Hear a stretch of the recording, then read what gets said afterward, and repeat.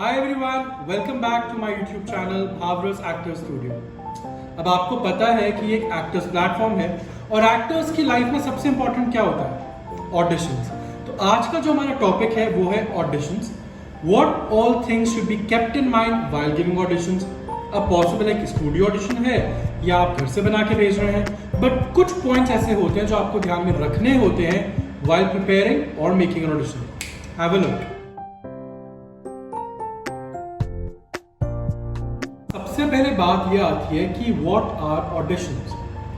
अब बहुत सारे लोग बोलते हैं कि ऑडिशंस ये होता है, ऑडिशंस वो होता है। अकॉर्डिंग टू यू ऑडिशंस क्या होता है? Comment down in the comment box. But मैं आपको बता देता हूँ कि ऑडिशंस क्या होता है। बेसिकली ऑडिशंस एक सिर्फ एक्टिंग से रिलेटेड नहीं है। अगर आप थोड़ा सा ध्यान लगाएं, इंडियन आइडल तो एक सिंगिंग प्लेटफॉर्म है, उसके भी ऑडिशंस होते हैं। जैसे कोई डांस रियलिटी शो है, उसके भी ऑडिशंस होते हैं। कोई कुकिंग का शो है तो उसके भी ऑडिशंस होते हैं। So audition is not only till acting.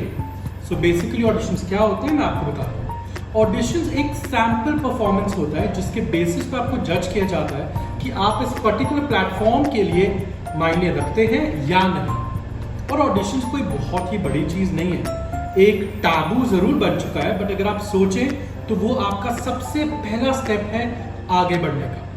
तो ऑडिशंस के लिए क्या क्या चीजें जरूरी हैं, क्या क्या चीजें दिमाग में रखी होनी चाहिए एज पर मेल एक्टर्स और फीमेल एक्टर्स, मैं आपको आगे बताऊंगा। बट ऑडिशंस बेसिकली सिर्फ आपकी ओवरऑल परफॉर्मेंस का 10% होता है। अगर आप वो 10% दिल जान लगा के दे दें तो फिर तो सितारा चमकेगा ही चमकेगा। सो आगे मैं आपको बताऊंगा what all should be kept in mind while giving an audition. Okay, so audition as an actor आपको कभी भी आ सकता है, कहीं भी आ सकता है और किसी भी टाइम आ सकता है। तो सबसे इंपॉर्टेंट बात है कि आप मेजर जो चीज ध्यान रखेंगे ना, avoid putting your phones on silent. Because कई बार क्या होता है, आप साइलेंट पे फोन रख देते हो और कास्टिंग डायरेक्टर या प्रोडक्शन हाउस आपको कॉल करता रहता है बिकॉज वो पर्टिकुलर लुक या वो पर्टिकुलर कास्टिंग आपके लुक पे जा रही है, बट आपने फोन नहीं उठाया, फोन साइलेंट पे था, प्रोजेक्ट हाथ से निकल गया। So first and foremost, please don't put your phone on silent. As an actor audition के लिए सबसे ज्यादा जरूरी है बिल्कुल साफ सुथरा ग्रूम रहना। उसके लिए आप मेरी जस्ट इससे पहले वाली वीडियो देख सकते हैं। नेक्स्ट आता है कि जब भी आपको कोई ऑडिशन आता है और आपको अपने स्टूडियो में बुलाया जाता है, जैसे कि कोई कास्टिंग ऑफिस है, कोई प्रोडक्शन हाउस है, वो आपको बोलते हैं कि हाय कल आप प्लीज ऑडिशन के लिए आ सकते हैं, तो प्लीज आप उनको उनके गिवन टाइम पे अगर एग्री करते हैं तो प्लीज टाइम पे पहुंचिए।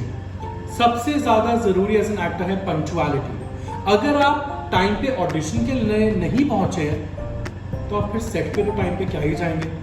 और कहीं ना कहीं कास्टिंग डायरेक्टर के दिमाग में भी एक क्वेश्चन मार्क आ जाता है कि यार ये बंदा ऑडिशन पे लेट आया, कल को सेट पे लेट जाएगा तो हमारी बेइज्जती होगी। तो punctuality is very important as an actor. अगर आपको बोला गया कि मैम कल 5 बजे ऑडिशन पे आ जाइए और अगर आप नहीं जा सकते तो आप प्लीज उनसे क्लियरली बोल दीजिए कि सर मैं 6:30 तक आ जाऊं, वो चलेगा। Please discuss with them and then fix on the time. Okay, अब मैं आपको एक छोटा सा चीज बता देता हूँ। ऑडिशंस बेसिकली 2 तरीके के होते हैं। एक होता है स्टूडियो ऑडिशन जो आप स्टूडियो में जाके देते हैं, और एक होता है सेल्फ टेस्ट जो आप अपने घर पे बना के देते हैं। तो अब जो मेरा नेक्स्ट पॉइंट है वो है स्क्रिप्ट। ठीक है, देखिए स्क्रिप्ट एक एक्टर का सबसे बड़ा औजार है। ठीक है, बाय चांस अगर आप सेल्फ टेस्ट दे रहे हैं तो ऑफ कोर्स आपको स्क्रिप्ट मिल जाएगी आपके व्हाट्सएप पे, आपकी मेल आईडी पे। बट अगर आप स्टूडियो में जा रहे हैं तो आप अपने कास्टिंग डायरेक्टर से पूछ सकते हैं कि सर क्या मुझे स्क्रिप्ट आपके स्टूडियो आके मिलेगी, आपके ऑफिस आके मिलेगी, या फिर स्क्रिप्ट आप मुझे व्हाट्सएप करेंगे ताकि मैं प्रिपेयर करूँ। कई बार कास्टिंग डायरेक्टर्स आपको स्क्रिप्ट एक दिन पहले या एक रात पहले भेज देते हैं। कई बार अगर स्क्रिप्ट कॉन्फिडेंशियल होती है विच मीन्स कि वो शेयर नहीं कर सकते हैं, तो आपको उनके स्टूडियो में जाके हैंड टू हैंड मिल जाती है। बट अगेन अगर आपको स्क्रिप्ट हैंड टू हैंड मिली है एज एन एक्टर, आप अपना टाइम मांग सकते हैं, विच मीन्स कि सर मैं 10 मिनट्स में प्रिपेयर कर लूँ या मैं 20 मिनट्स में प्रिपेयर कर लूँ, तो आप कर सकते हैं। सबसे बड़ा डिस्क्लेमर मैं आपको दे दूँ, बिना पूछे स्क्रिप्ट के अंदर किसी भी तरीके के चेंजेस ना करें, विच मीन्स आप अपने मन से उसके अंदर अपनी खुद की लाइंस, इम्प्रोवाइजेशन, लाइंस का ऊपर नीचे करना, वर्ड्स चेंज कर देना, डोंट डू दैट जब तक आप कास्टिंग वाले से बात ना करें। हमारा नेक्स्ट पॉइंट है वो है कॉस्ट्यूम्स या फिर आपके आउटफिट्स। जैसे कि अगर आपको कोई ऑडिशन स्टूडियो में जाके देना है, आपको बोला गया है कि मैम या सर प्लीज कल स्टूडियो आ जाइए, प्लीज फोन कॉल पे या व्हाट्सएप मैसेज पे पूछ लीजिए कि सर मुझे कितने कॉस्ट्यूम्स लाने हैं, किस तरीके के कॉस्ट्यूम्स लाने हैं, इंडियन लाना है, स्मार्ट कैजुअल्स लाना है, पार्टी वेयर लाना है, फेस्टिव कलेक्शन लाना है, वो पूछ लीजिए। जो भी वो आपको रिवर्ट करेंगे उसके बाद आप हर चीज के 2 से 3 ऑप्शंस कैरी करेंगे। जैसे कि अगर आपको बोला गया कि मैम साड़ी पहनिएगा तो आप साड़ी के 2 ऑप्शंस लेके जाएंगे, फुटवेयर के 2 ऑप्शंस लेके जाएंगे, अपनी ज्वेलरी के 2 ऑप्शंस लेके जाएंगे ताकि वहां पे सिलेक्ट कर सकें। ये तो बात होगी स्टूडियो ऑडिशंस की। अब अगर आप सेल्फ टेस्ट दे रहे हैं, आपको घर से टेस्ट देना है, तो आप मुझसे सेम पूछेंगे कि क्या कॉस्ट्यूम पहनना है। ऑडिशन रिकॉर्ड करने से पहले आप जब अपने पूरे गेटअप में आ जाएंगे, आप एक पिक्चर क्लिक करेंगे और कास्टिंग को भेजेंगे कि सर मैं इसमें रिकॉर्ड करूँ, इज दिस फाइन? उन्होंने कहा ओके। अब मैं आपको बता दूं, देखिए अगर आप स्टूडियो में हैं तो बैक टू बैक टेक्स हो सकते हैं, नहीं पसंद आया या कुछ चेंजेस हैं। अगर आप घर से रिकॉर्ड करके भेज रहे हैं तो ऑफ कोर्स ऑडिशन जाएगा, देन वो आगे भेजेंगे, देन रिवर्ट आएगा, फिर वो आपको रिवर्ट करेंगे, तो काफी टाइम लग जाता है। उसके लिए आप क्या करेंगे, आप ऑडिशन देने के बाद 5-10 मिनट वेट करेंगे कि कोई फीडबैक आने के लिए।